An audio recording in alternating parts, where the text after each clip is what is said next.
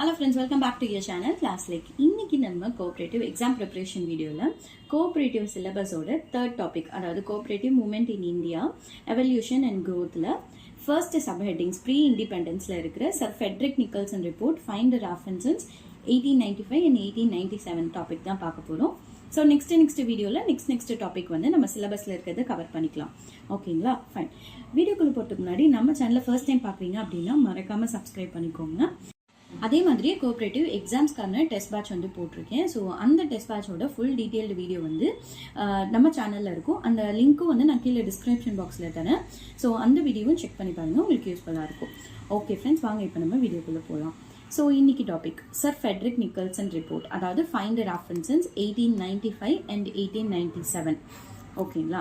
So Friedrich Nicholson report first வந்து இங்கே sir Frederick Nicholson யார் அப்படின்னு பார்த்தீங்கன்னா, அப்போ இருந்த ஐசிஎஸ் ஆஃபீஸர், அதாவது சிவில் சர்வீஸ் ஆஃபீஸர் வந்து அப்போ இருந்த சிவில் சர்வீஸ் ஆஃபீஸர் தான் இந்த ஃபெட்ரிக் நிக்கல்சன்.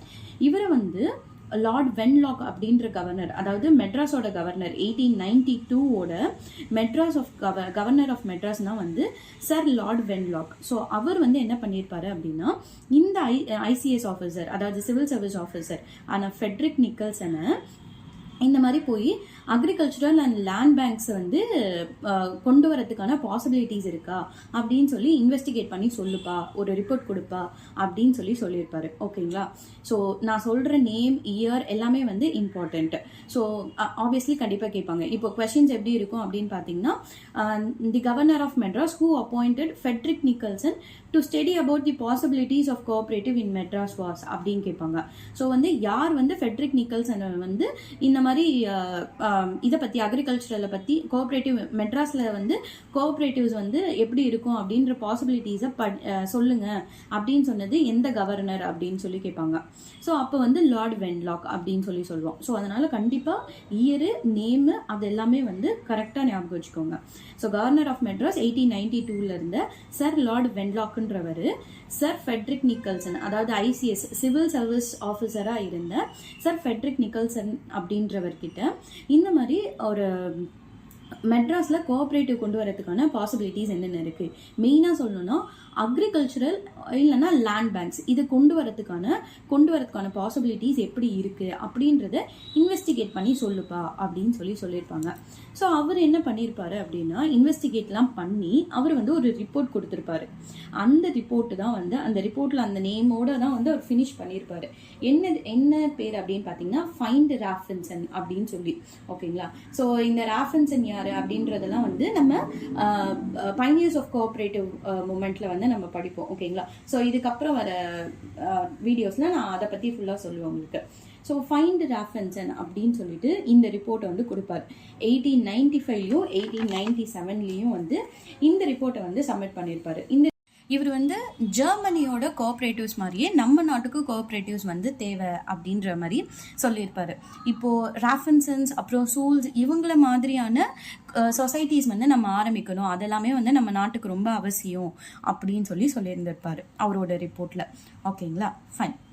நெக்ஸ்ட் இதில் நீங்கள் இன்னொன்று தெரிஞ்சுக்க வேண்டியது என்ன அப்படின்னு பார்த்தீங்கன்னா, டூப்ளெக்ஸ், அதாவது எப்படி வந்து இங்கே நம்ம மெட்ராஸோட ஐசிஎஸ் ஆஃபீஸராக ஃபெட்ரிக் நிக்கல்சன் இருந்தாரோ அதே மாதிரி யூபியோட, அதாவது உத்தரப்பிரதேசத்தோட ஐசிஎஸ் ஆஃபீஸராக டூப்பர்நெக்ஸ் வந்து இருந்திருப்பாரு. அவர் வந்து என்ன பண்ணியிருப்பாருன்னா 1900s, அதாவது 1900 1900s இயரில் அவர் வில்லேஜ் பேங்க் அப்படின்னு சொல்லி ஒன்று ஸ்டார்ட் பண்ணியிருப்பாரு. ஓகேங்களா? அண்ட் அதே மாதிரியே அவர் வந்து ஒரு புக்கும் பப்ளிஷ் பண்ணியிருப்பாரு. அந்த புக்கோட பேர் என்ன அப்படின்னு பார்த்தீங்கன்னா, people's bank for northern India அப்படின்னு சொல்லி ஒரு புக்கு. அந்த புக்கையும் வந்து அவர் பப்ளிஷ் பண்ணியிருப்பாரு. ஸோ இது எல்லாமே அந்த புக்ஸு, அதுக்கப்புறம் ஃபெட்ரிக் நிக்கல்சன் சாரோட ரிப்போர்ட்ஸு அண்ட் அதோட ரெக்கமெண்டேஷன்ஸ், இதெல்லாம் வச்சு தான் வந்து நம்மளோட கோஆப்ரேட்டிவ் மூமெண்ட் வந்து டெவலப் ஆக ஆரம்பிச்சிச்சு, வர ஆரம்பிச்சிச்சு, நம்மளுக்கு யூஸ்ஃபுல்லாக இருக்க ஆரம்பிச்சிச்சு. ஓகேங்களா? ஸோ இப்போ இதுலேருந்து எக்ஸாம் கான்செப்டில் நம்மளுக்கு என்னென்னலாம் தேவை அப்படின்னு பார்த்தீங்கன்னா, சர் ஃபெட்ரிக் நிக்கல்சன் ரிப்போர்ட்டு எந்த வருஷம், அதில் என்ன வேர்டு, அதாவது இந்த ஃபைண்ட் ராஃபின்சன் வேர்டு யாரோட ரிப்போர்ட்டில் இருந்துச்சு அப்படின்னு கேட்பாங்க, எந்த வருஷம் அப்படின்னு கேட்பாங்க, எந்த கவர்னர் வந்து ஃபெட்ரிக் நிக்கல்சனை வந்து அப்பாயிண்ட் பண்ணாங்க அப்படின்னு சொல்லி கேட்பாங்க. அண்ட் அதே மாதிரி வந்து என்ன பேப்பர் வந்து டூப்பர்நெக்ஸ் வந்து பப்ளிஷ் பண்ணாங்க அப்படின்னு சொல்லி கேட்பாங்க. அந்த புக்கோட பேர் என்ன அப்படின்னு சொல்லி கேட்பாங்க. அண்ட் அதே மாதிரி எப்போ வந்து டூப்பர்நெக்ஸ் வில்லேஜ் பேங்க் ஸ்டார்ட் பண்ணாரு அப்படின்னு சொல்லி கேட்பாங்க. ஸோ இதெல்லாம் தான் வந்து இந்த 2 டாபிக்ஸில் இருக்கிற இம்பார்ட்டன்ட் கொஷின்ஸ். ஓகேங்களா?